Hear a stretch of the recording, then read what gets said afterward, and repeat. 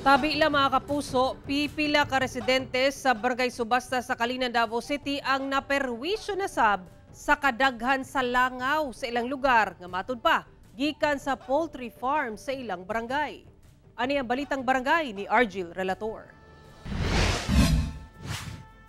Gikan sa dagkong kaldero, rice cooker, lamesa ug uban pang butang ni ining karenderya sa Barangay Subasta, Kalinan District, Davao City.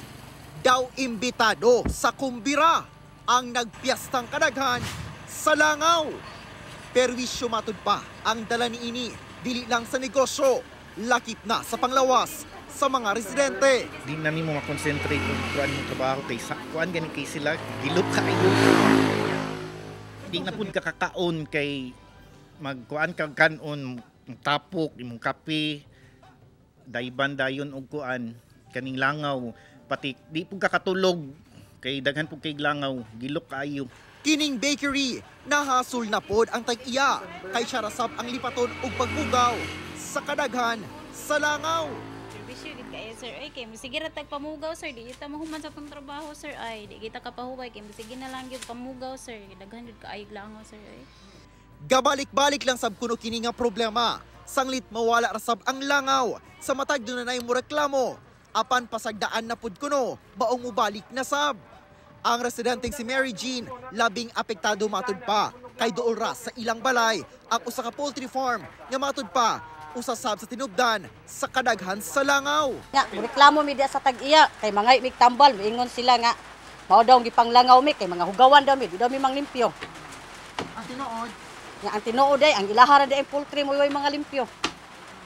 Giadtuan sa GMA Regional TV 1 Mindanao ang gitumbok nga farm ug tataw nga dunagayod langaw sa gawas pa lang.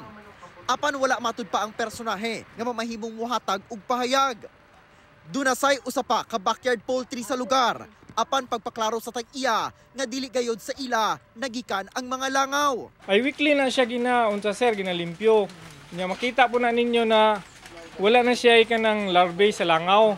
Kay mao man tay may mong langaw, taka na mo gamay ra na siya og layer po na siya. Dry ang iti ana, dili na siya mo produce og daghan kay na langaw. Gibisita na sab matud pa sa opisyal sa barangay ang tulo ka poultry farm sa maong barangay ug nakita ang usa pa kalaing poultry farm nga nahimutang sa Purok 3 Cogon nga perting daghana sa langaw. Kung grabe yun sir, hugaw yung ilang poultry, grabe yun ang langaw niya. Tingnan ako siya sir na kuwanti ka sa business bureau, ipaabot ka kung unsa ang ahensya nga dapat na-close na ka. Naukay sa kasamtangang barangay council nga dunay gipasa nga resolusyon sa walay pagbabag ang kanhi administrasyon labot sa pag-reopen sa usa ka poultry farm sa Purok 9 sa maong barangay. Nanawagan ang mga residente sa Davao City LGU nga masolusyonan na kini nga problema. Wala pa mihatag og pahayag ang Sanitation Division sa Davao City Health Office kalabot sa pagdagsang sa langaw sa maong barangay. Kauban si Melchor Awing sa kamera. Ako si Argil Relator para sa One Mindanao.